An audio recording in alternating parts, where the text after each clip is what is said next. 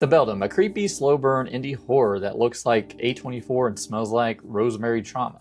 A new mom moves in with her aging mother, a caretaker, and the dentist himself, Corbin Bernsen. Classic setup, right? Well, wait until you see how it ends, because this one pulls the rug so hard, it gave me whiplash. Also, Patricia Heaton from Everybody Loves Raymond in a movie about infant death and witch hauntings. That's not the crossover I expected today.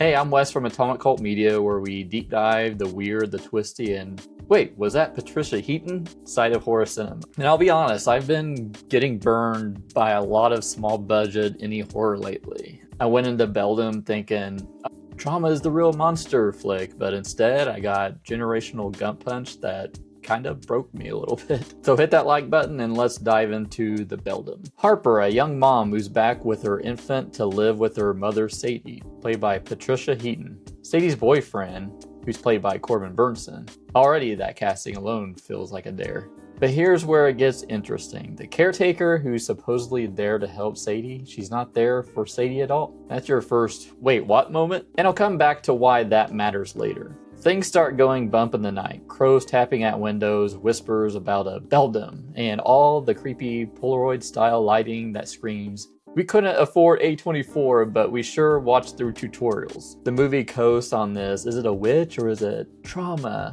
Sort of tension for a while. And honestly, I was kind of rolling my eyes, but then the attic scene hits at the end and it pretty much changes everything. If you're enjoying this review, hit that like button and maybe subscribe. Be part of my journey to 2,000 subscribers. Also, if you want to support the channel a little further, we have YouTube memberships and a Patreon. Just hit that join button below. And if you're on mobile, hit that hype button. It really helps small channels like this. You get 3 hypes a week. I would love to get one of those. The Beldam was written and directed by Angela Gulner in her directorial debut. And you can tell she brought a lot of emotional truth to it. There's a clear focus on generational trauma, motherhood, and grief. Katie Parker plays Harper. You might recognize her from Mike Flanagan's universe, The Haunting of Hill House, and Dr. Sleep. She's incredible here. Her performance holds the movie together even when the pacing drags. Patricia Heaton is Sadie, and yes, it's that Patricia Heaton that I've mentioned about 50 times already. But she brings unexpected depth to it. Her quiet frustration and exhaustion really nailed the aging mother dynamic without turning into parody. Corbin Bernsen plays the boyfriend to Sadie, adding this weirdly comforting yet suspicious energy. The entire movie was shot in a real abandoned countryside estate in upstate New York.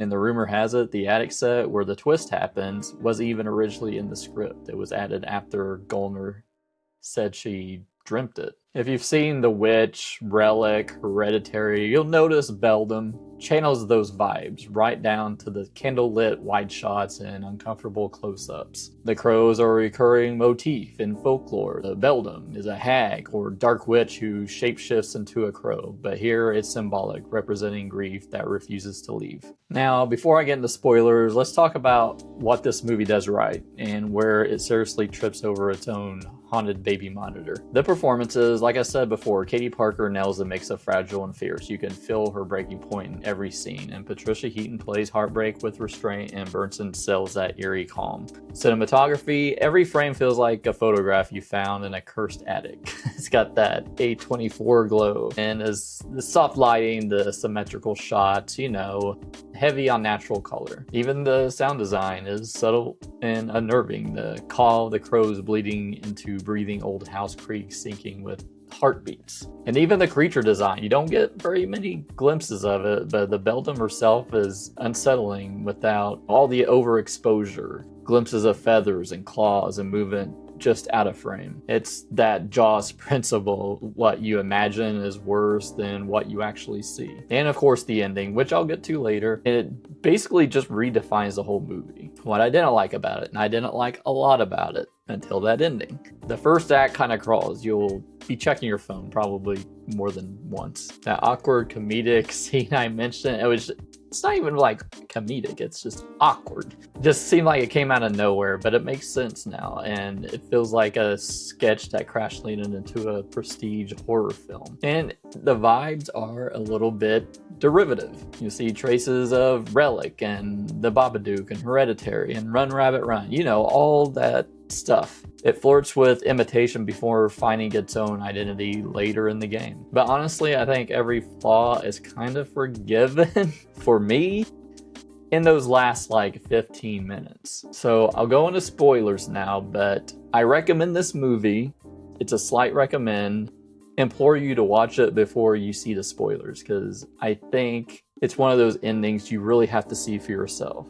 But let's get into it. You can go to the timestamp below and just skip this part and just see my overall thoughts. But from here on out, it's spoiler time. So Harper, after a series of hauntings and breakdowns, finally ventures into the attic, a recurring do not enter spot in the house. Up there, she finds relics from the opening scene, an old baby doll, a photograph, and a journal that belongs to her mother. But then comes the gut punch. Through fragmented flashbacks, we realize Harper isn't who we think she is. The young woman we've been following isn't Sadie's daughter, it's actually Sadie's mother. She's been reliving her trauma through a warped, deteriorating mind. The baby she's been caring for isn't real, it's a doll.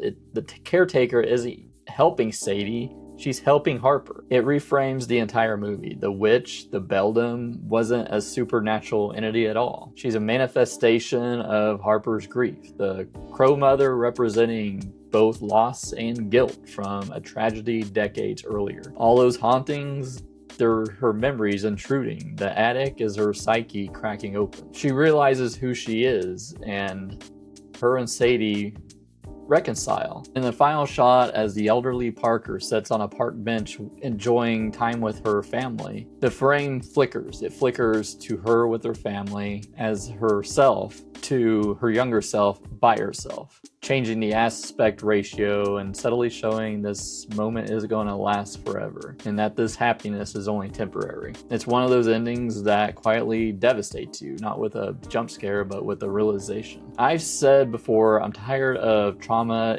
Trauma is the real monster, but endings like this one kind of earns it, in my opinion. It reframes the entire film as a psychological cycle of motherhood and loss. The Beldam isn't the villain, she is Harper. By the time the credits rolled, I sat there kind of silent. It's rare that an indie horror movie turns my expectations upside down like that. I wasn't high on this movie before that ending. I mean, it's gorgeous but predictable.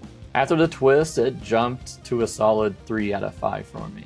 Maybe even higher if you're into layered emotional horror that lingers. It's not perfect, it's slow, awkward in places, and a little too proud of its aesthetic, but it's ambitious. It's trying to say something. It sticks the landing in a way few low-budget horror movies do. If you like movies like Relic, The Babadook, or The Night House, you'll vibe with this one for sure. But did you see the Beldam? What did you think? Let me know down in the comments below. Are you interested in seeing it? And what did you think of that ending? I'm curious if it had the same impact on other people as it did me. And if you enjoyed this review, hit that like button and maybe subscribe. You can click here to subscribe. I got my other horror movie reviews right here. We also have YouTube memberships if you want to support the channel further, and our Patreon right here. And if you're on mobile, hit that hype button. You get 3 hypes a week. Those really help small channels like this, and I would love to have one of those. And I'll see you later. Bye.